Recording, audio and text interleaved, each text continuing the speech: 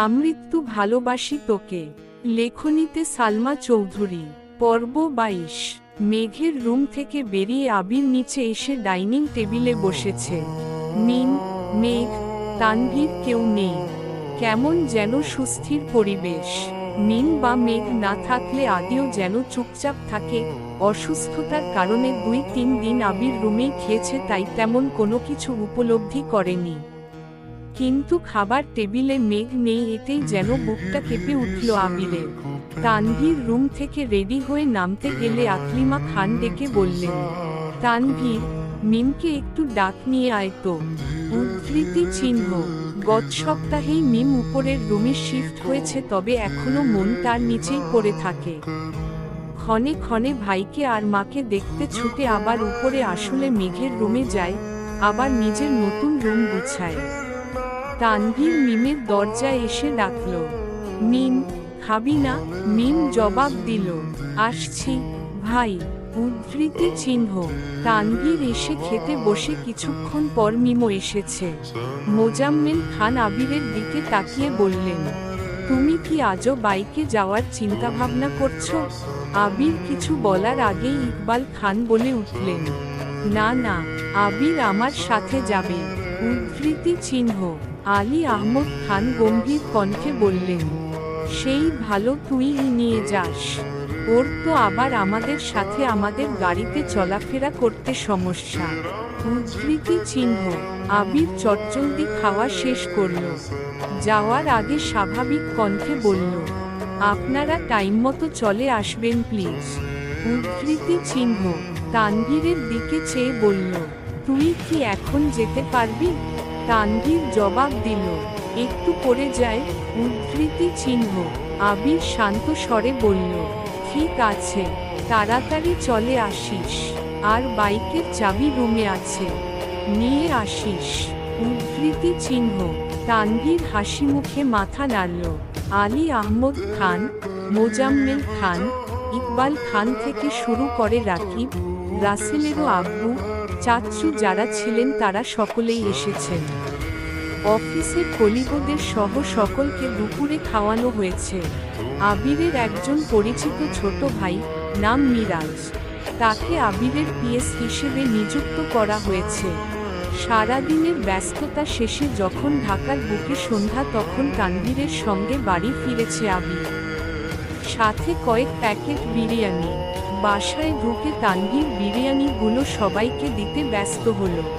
আবির একটা প্যাকেট নিয়ে সিঁড়ি দিয়ে উঠে মেঘের রুমে চলে গেল। মেঘ পাশ ফিরে ফেসবুকে ভিডিও দেখছিল। আবির গলা খাকারি দেয়াতে পিছনে ঘুরেছে। আবির বিরিয়ানির প্যাকেট এগিয়ে দিয়ে ছোট করে বলল, তোর জন্য এনেছি, খেয়ে নিস। উদ্ধৃতি চিহ্ন। মেঘ কপাল কপাল কুঁচকে প্রশ্ন করল, কি এতে? আবির উত্তর দিল, বিরিয়ানি। মেঘ শুধু বলেছে, আমার তো। আবির সঙ্গে সঙ্গে বলে উঠল, আমি জানি তোর বিরিয়ানির থেকেও কাচ্চি অনেক বেশি পছন্দ, কিন্তু সব দিক বিবেচনা করে অফিসে বিরিয়ানিই দেয়া হয়েছে।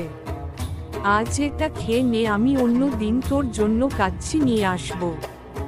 উদ্ধৃতি চিহ্ন। মেঘ আর কিছু বলল না। আবির ও বিরিয়ানি রেখে নিজের রুমে চলে গেছে। 2-3 দিন কেটে গেল। আবিরের ব্যস্ততা এখন দ্বিগুণ বেড়েছে।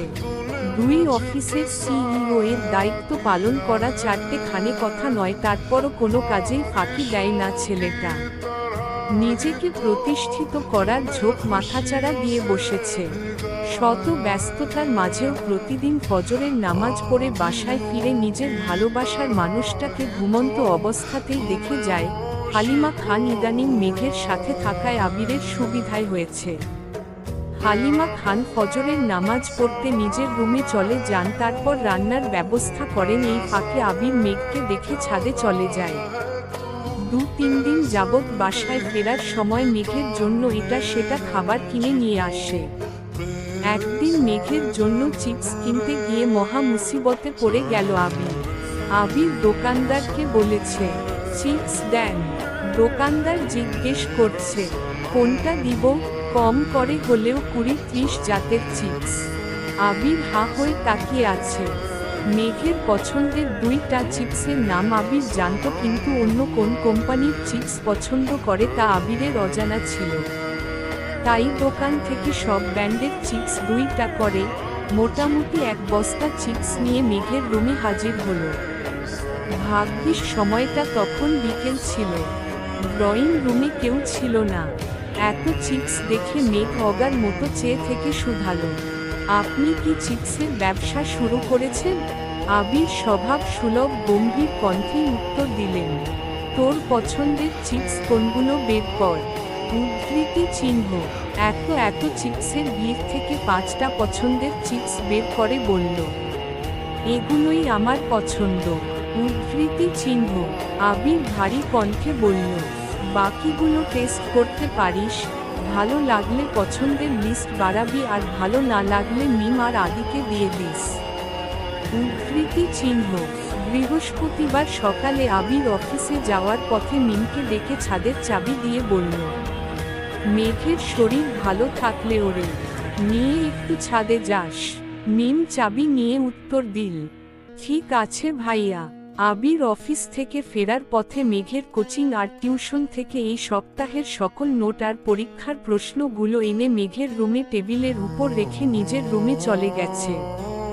মিম আর মেঘ ছাদে ঘুরে ঘুরে ফুলগাছগুলো দেখছিল, নয়নতারা কুড়িয়ে 2 বোন 2টা কানে গুজে কয়েকটা ছবিও তুলেছে, আর এটা সেটা হাজারো গল্প করছে। 1 সপ্তাহে মেঘের শরীর কিছুটা সুস্থ হয়েছে, তবে মায়ের ঘন্টায় ঘন্টায় আনা খাবার খেতে হচ্ছে। আবিরও এটা সেটা নিয়ে আসে, মোজাম্মেল খান অথবা আলী আহমদ খান রুটি, কলা, ফল নিয়ে আসে। তানভীর রাতে ফেরার সময় যা চোখের সামনে পড়ে তাই নিয়ে আসে। খেতে খেতে আর শুয়ে থাকতে থাকতে ক্লান্ত হয়ে গেছে। বেশ খানিকটা সময় ছাদে ঘোরাঘুরি করে নিচে এসে যে যার রুমে চলে গেছে। মেঘ রুমে ঢুকতেই চোখ পড়ল টেবিলের উপর রাখা প্রশ্ন আর শীটের দিকে। এগুলো নিয়ে উল্টিয়ে পাল্টিয়ে দেখল, বুঝতে বাকি নেই যে এগুলো আবির ভাই এনেছেন। মেঘ সন্ধ্যার পরে পড়তে বসেছে। অসুস্থতার ফলে 1 সপ্তাহ যাবৎ বই নিয়ে বসতেই পারছিল না মেয়েটা। কিছুক্ষণ পড়াশোনা করে আবির ভাইয়ের আনা প্রশ্নগুলো দিয়ে পরীক্ষা দিয়ে নিজের অবস্থান চেক করছিল। প্রতি শুক্রবারের ন্যায় এই শুক্রবারটাও ভালোভাবেই কাটল সকলের। আবির আসরের নামাজ পড়ে করিডোর দিয়ে নিজের রুমের দিকে যাচ্ছিল, হঠাৎই সামনে পড়ল মেঘ। একটা স্কাই ব্লু কালারের জামার সাথে সাদা ওড়না গলায় প্যাঁচিয়েছে, হাতে একটা পার্স নিয়ে খোলা চুলে বের হচ্ছে রুম থেকে। স্ট্রেইট লম্বা চুলগুলোর আগা হাঁটু ছুঁয়ে ছুঁয়ে। আবির ক্ষুদ্র চোখে তাকিয়ে রইল অষ্টাদশীর পানে। মেঘ রুম থেকে বেরিয়েই মুখোমুখি হলো আবির ভাইয়ের। সাইড কেটে চলে যেতে চাইলে আবির প্রশ্ন করে উঠল, এভাবে চুল ছেড়ে কোথায় যাচ্ছিস? মেঘ মাথা নিচু করে ছোট করে উত্তর দিল, পার্লারে। আবির কপাল কুঁচকে শুধালো, কেন? উদ্ধৃতি চিহ্ন। মেঘ মাথা নিচু করেই পুনরায় উত্তর দিল, চুল কাটাতে। আবির এবার তীক্ষ্ণ দৃষ্টিতে তাকিয়ে বলল, তোকে চুল কাটার অনুমতি কে দিয়েছে? উদ্ধৃতি চিহ্ন।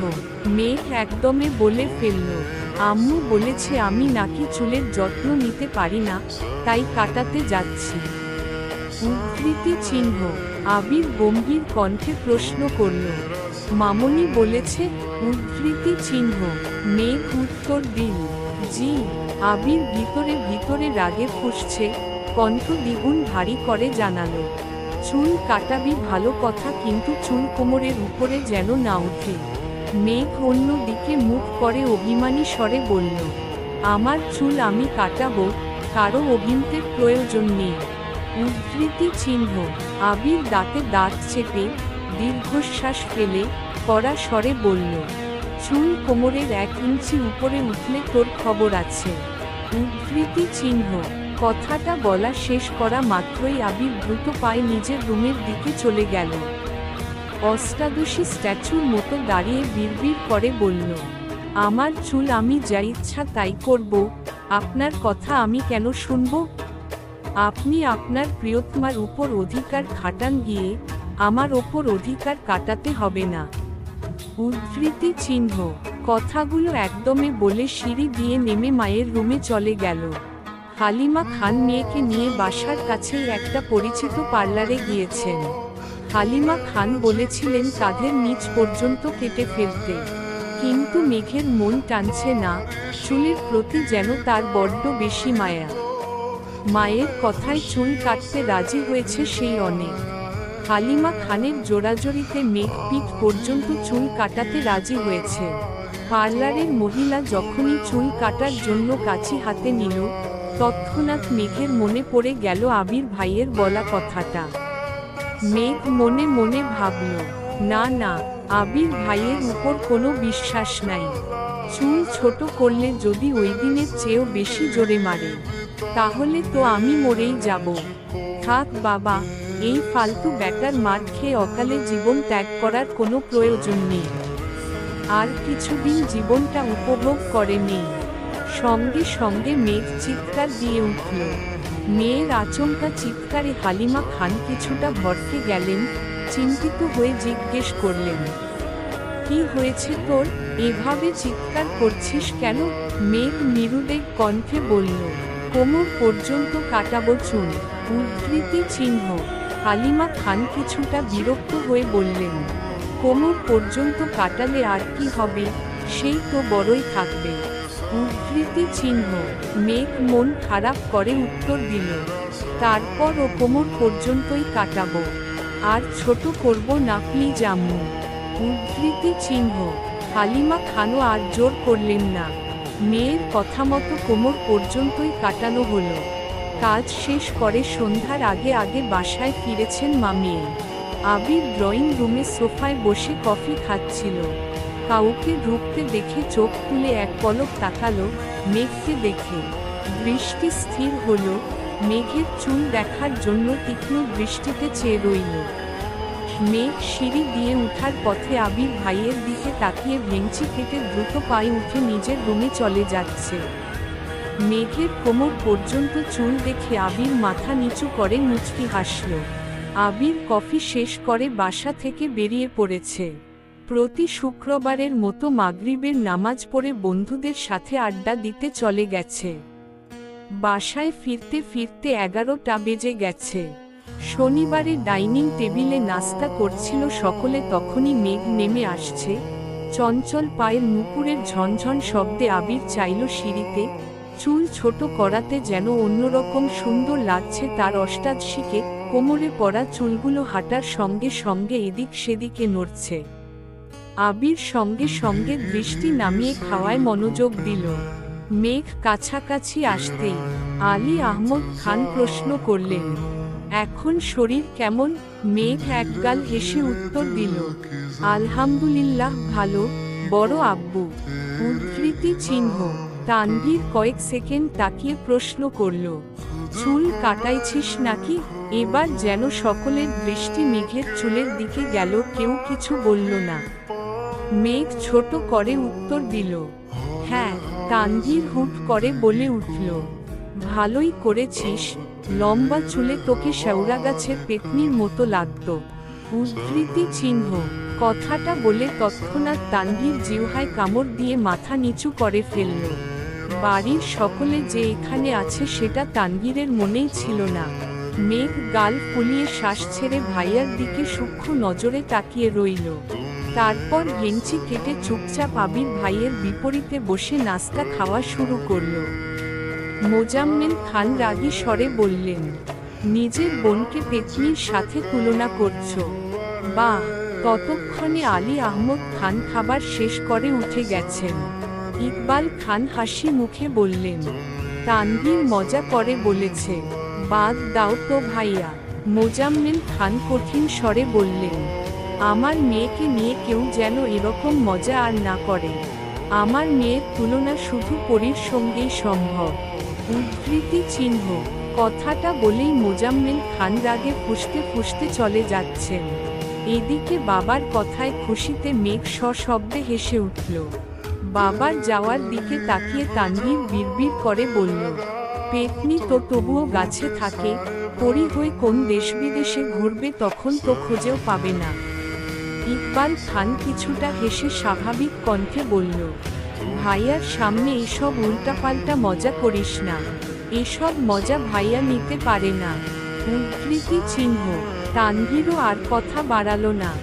ইকবাল খান খাবার খেয়ে উঠে পড়েছেন।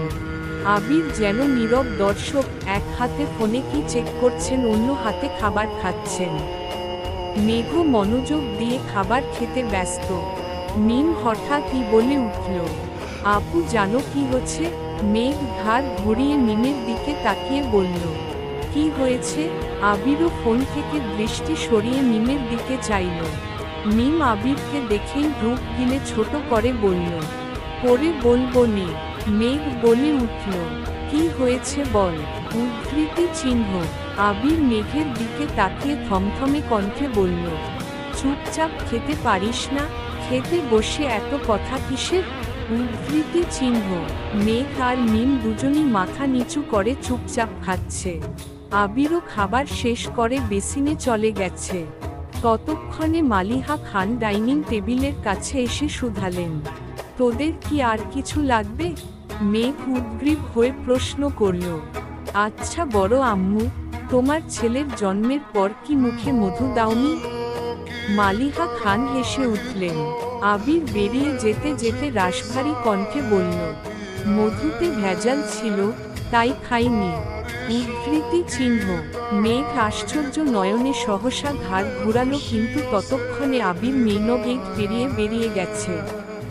মেঘ পুনরায় মালিহা খানের দিকে চাইল। মালিহা খান হাসি থামিয়ে বললেন, আবিরকে সত্যি মধু দেয়া হয়নি।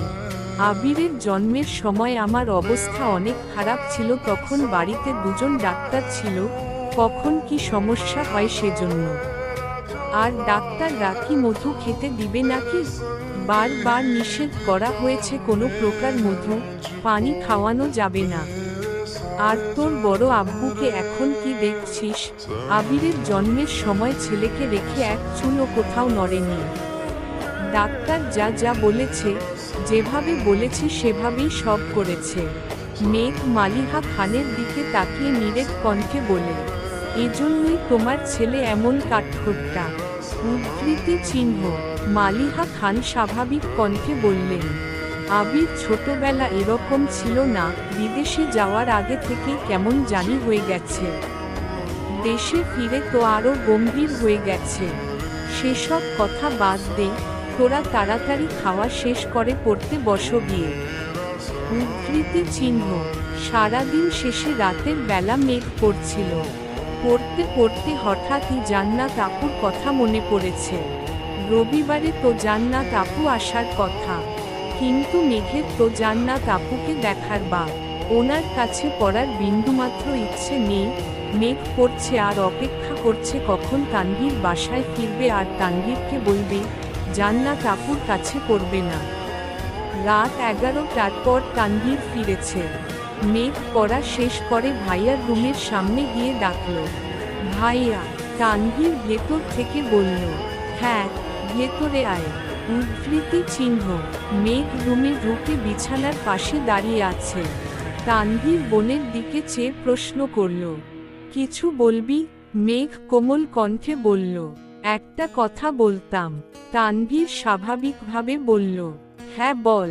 মেঘ নির্দ্বিধায় বলে ফেলল, জান্নাত আপুর কাছে আমি আর পড়ব না, তুমি ওনাকে না করে দিও। উদ্ধৃতি চিহ্ন। তানভীর চিন্তিত কণ্ঠে শুধালো, কেন, কোনো সমস্যা? উদ্ধৃতি চিহ্ন। মেঘ মাথা নিচু করে বলল, সমস্যা না, এমনি পড়ব না। উদ্ধৃতি চিহ্ন।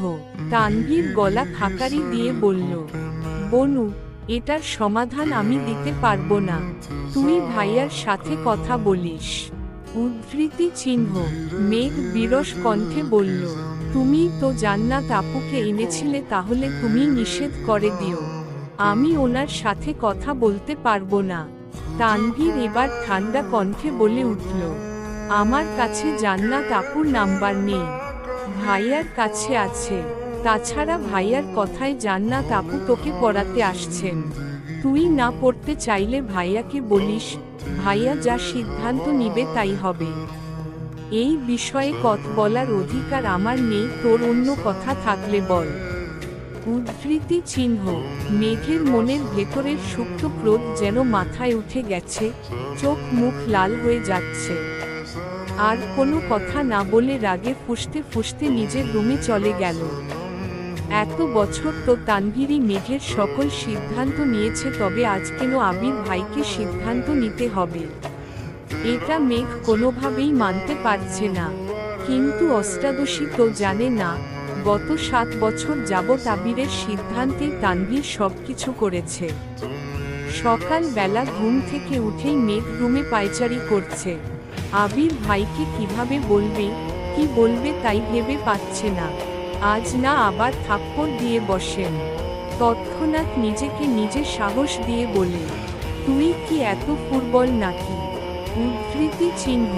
দীর্ঘ সময়ের পায়চারিতে মেঘের নাকের ডগায় বিন্দু বিন্দু ঘাম জমে গেছে, যা মুক্তার ন্যায় চিকচিক করছে। বুকে সাহস নিয়ে অষ্টাদশী নিজের রুম থেকে বেরিয়ে করিডোর দিয়ে আবিরের রুমের দিকে পা বাড়ালো। আবির শার্টের স্লিভ ফোল্ড করতে করতে নিজের রুম থেকে বের হচ্ছিল, হঠাৎ মেঘকে দেখে সেখানেই দাঁড়িয়ে পড়ল। মেঘ এক মুহূর্তের জন্য সবকিছু ভুলে আবির ভাইয়ের দিকে নিষ্পলক তাকিয়ে রইল। ছাই রঙের একটা শার্ট ইন করে পরা, চোখে সানগ্লাস ক্রাশ খাওয়ানো সেই লুকে দাঁড়িয়ে আছে আবির ভাই। সে তো জানে না, এই সুদর্শন লুকে ছোট্ট অষ্টাদশীর মনের মণিকোঠায় ব্যথা অনুভব হয়। মেঘের অভিমুখে চাইল আবির, নাকের ডগায় জমে থাকা ঘাম যেন আবিরের দৃষ্টিকে টানছে। মেঘের শান্ত অস্থির নয়নজোড়ার দিকে তাকিয়ে আবির মনে মনে বলে, এই চোখে শুধু আমার সর্বনাশ দেখি। উদ্ধৃতি চিহ্ন। মেঘের অভিব্যক্তি বদলাতে সময় লাগল না। মাথা নিচু করে বুক ফুলিয়ে শ্বাস নিয়ে বলল, আপনার সাথে আমার কথা আছে। উদ্ধৃতি চিহ্ন। আবির স্বভাব সুলভ ভারী কণ্ঠে বলল, হুমম বল। মেঘ নিরেট কণ্ঠে বলল, আমি জান্নাত আপুর কাছে পড়ব না। উদ্ধৃতি চিহ্ন। মনের ভেতরের সুপ্ত ক্রোধটা এক নিমিষেই প্রকাশ করে ফেলল। মেঘের কথায় আবির স্বাভাবিক কণ্ঠে প্রশ্ন করল, কেন? মেঘ তপ্ত স্বরে জানালো, ইচ্ছে নেই তাই পড়ব না। উদ্ধৃতি চিহ্ন। আবির ভ্রু গুটিয়ে বিরক্তি নিয়ে বলল, তোর ইচ্ছেতে তো সবকিছু হবে না, তোকে জান্নাতের কাছেই পড়তে হবে। উদ্ধৃতি চিহ্ন। মেঘ আবারও ভেতরে ভেতরে রাগে ফুঁসছে, গাল দুটা রক্তবর্ণ ধারণ করেছে। অধিক রাগে মেঘের গলার স্বর ভেঙে আসে, এবার কান্না জড়িত কণ্ঠে বলে উঠল, বললাম তো আমি ওনার কাছে পড়ব না। উদ্ধৃতি চিহ্ন। আবির দীর্ঘশ্বাস ছেড়ে শক্ত কণ্ঠে বলল, সব বিষয় নিয়ে ফাজলামো করবি না মেঘ। তোর ভালোর জন্যই জান্নাতকে আনা হয়েছে, আমি তোর খারাপ চাই না। উদ্ধৃতি চিহ্ন। মেঘ সহসা বলে ফেলল, আমার ভালো মন্দ আপনাকে ভাবতে হবে না। উদ্ধৃতি চিহ্ন দাঁড়ি। অন্তরের ক্রোধ যেন এবার মেঘের চোখ বেয়ে গড়িয়ে পড়ছে। মেঘের বলা কথাটা আবিরের হৃদয়ে লেগেছে। আবির কণ্ঠ দ্বিগুণ ভারী করে বলল, আজ থেকে জান্নাত পড়াতে আসবে, ঠিকমতো পড়াশোনা করবি, কোনো প্রকার নাটক করলে এর ফল ভালো হবে না। উদ্ধৃতি চিহ্ন। কথাটা বলেই আবির মেঘকে পাশ কাটিয়ে চলে যাচ্ছিল। মেঘ মাথা উঁচু করে গলার স্বর শৃঙ্গে চড়িয়ে জানালো, আমি ওনার কাছে পড়ব না, দরকার হলে আমি বড় আব্বুকে বলল। উদ্ধৃতি চিহ্ন। আবিরের মেজাজ চরম লেভেলে খারাপ হলো। পায়ের রক্ত যেন মাথায় উঠে গেছে। সেখানেই দাঁড়িয়ে রাগান্বিত স্বরে হুঙ্কার দিয়ে উঠল, কি বলবি আব্বুকে? জান্নাত পড়াতে পারে না এটা বলবি? জান্নাতের আচার আচরণ খারাপ এটা বলবি? আর তুই যে তোর টিচারকে নিয়ে উল্টাপাল্টা ভাবিস আর বাজে কথা বলিস, সেগুলো আব্বু শুনলে সেটা কি ভালো হবে? এই তোকে এত ভালোবাসে, এত আদর করে, থাকবে তো এই ভালোবাসা? উদ্ধৃতি চিহ্ন। মেঘ সহসা মাথা নিচু করে নিশ্চুপ দাঁড়িয়ে রইল, চোখ দিয়ে অঝরে পানি পড়ছে। আবির চোখ মুখ গোটাল, নিজের রাগকে সংযত করার চেষ্টা করল, রাশভারী কণ্ঠে বলল, এই বাড়িতে থাকতে গেলে আমার মর্জিতেই তোকে চলতে হবে। উদ্ধৃতি চিহ্ন। কোনো রকমে কথা শেষ করে আবির নিজের মতো নিচে চলে গেল, কিছু না খেয়েই অফিসের জন্য বেরিয়ে পড়েছে। পিছন থেকে মালিহা খান, ইকবাল খান ডেকেছে, কিন্তু আবিরের যেন সেদিকে কোনো হুঁশ নেই। মেঘ করিডোরে দাঁড়িয়ে কেঁদেই যাচ্ছে। অতিরিক্ত রাগে মেঘের খুব কান্না পায়। খান বাড়ির নিয়মই যেন এটা। আলী আহমদ খান আর মোজাম্মেল খানের আদেশ আবির আর তানভীরকে অক্ষরে অক্ষরে পালন করতে হয়। আবিরের আদেশ, শাসন মেঘকে পালন করতে হয়। তানভীর শুধু মেঘকে না, মিম আর আদিকেও শাসন করে। তবে আবিরের মিম আর আদির ব্যাপারে কোনো মাথা ব্যথা নেই। আবিরের ধ্যানে জ্ঞানে শুধুই মেঘ। মেঘ সকাল থেকে কিছুই খায়নি। কয়েকবার বন্যাকে কলও করেছে, কিন্তু বন্যা রিসিভ করেনি। দুপুর হয়ে গেছে, মেঘ রুমে জোরে গান চালিয়ে বালিশে মুখ গুজে শুয়ে শুয়ে কাঁদছে। হঠাৎ ফোনে কল বেজে উঠেছে। মেঘ মুখ তুলে ফোনের দিকে তাকিয়ে দেখল বন্যা কল করেছে। মেঘ ফোন রিসিভ করতেই বন্যা বলে উঠল, কিরে এত কল দিছিস কেন? উদ্ধৃতি চিহ্ন। মেঘের কান্নার শব্দ শুনে বন্যা চিন্তিত স্বরে জিজ্ঞেস করল, কি হয়েছে বেবি, কাঁদছিস কেন? মেঘ কান্নার মাত্রা কমিয়েছে, তবে এখনো ফুপিয়ে ফুপিয়ে কেঁদেই চলেছে। ক্রোধিত কণ্ঠে মেঘ বলল, আমি এই বাড়িতে আর থাকবো না, চলে যাব বাড়ি ছেড়ে। উদ্ধৃতি চিহ্ন। বন্যা কোমল কণ্ঠে শুধালো, কেন, কে কি বলছে তোকে? মেঘ কণ্ঠ দ্বিগুণ ভারী করে বলল, কেউ কিছু বলেনি। রেজাল্ট দিলে যদি পাশ করতে পারি তাহলে তুই যেই ভার্সিটিতে আবেদন করবি সবগুলো ভার্সিটিতে আমার আবেদনটাও করবি।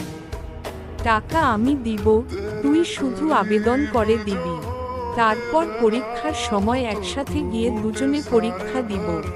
বাংলাদেশের যে জায়গাতেই চান্স পাবো সেখানেই ভর্তি হব, তারপরও এই বাড়িতে আমি থাকবো না। উদ্ধৃতি চিহ্ন। বন্যা, সেসব করে দেখা যাবে, আগে তুই বল হচ্ছে কি? মেঘ রাগান্বিত কণ্ঠে বলা শুরু করল, কি হচ্ছে জানি না, আমি এই বাড়িতে থাকবো না, এটাই মূল কথা। একবার শুধু কোথাও চান্স পাই, দরকার হলে টিউশন পড়িয়ে আমি পড়াশোনা করব, তারপর চাকরি করে আম্মু আব্বুকে আমার কাছে নিয়ে যাব। আব্বু না গেলে শুধু আম্মুকেই নিয়ে যাব। তবুও আমি এই বাড়িতে থাকব না, যে যার মতো শুধু নিজেদের মর্জি আমার উপর চাপিয়ে দেয়। এত বছর সহ্য করেছি, এখন জীবনে আরেক হিটলারের আবির্ভাব হয়েছে। আমার জীবনটা তছনছ করে দিচ্ছে। উনি যা বলবেন তাই মানতে হবে, যেভাবে বলবেন সেভাবেই চলতে হবে। কেন, আমি ওনার কথা মেনে চলব না? তুই আবেদন না করে দিলে বলিস আমি নিজেই করব। বাই। উদ্ধৃতি চিহ্ন। একদমে কথাগুলো বলে ফোন কেটে বিছানার পাশে ফোন ফেলে আবারও বালিশে মুখ গুজে কাঁদছে। বন্যা আহাম্মকের মতো বসে রইল।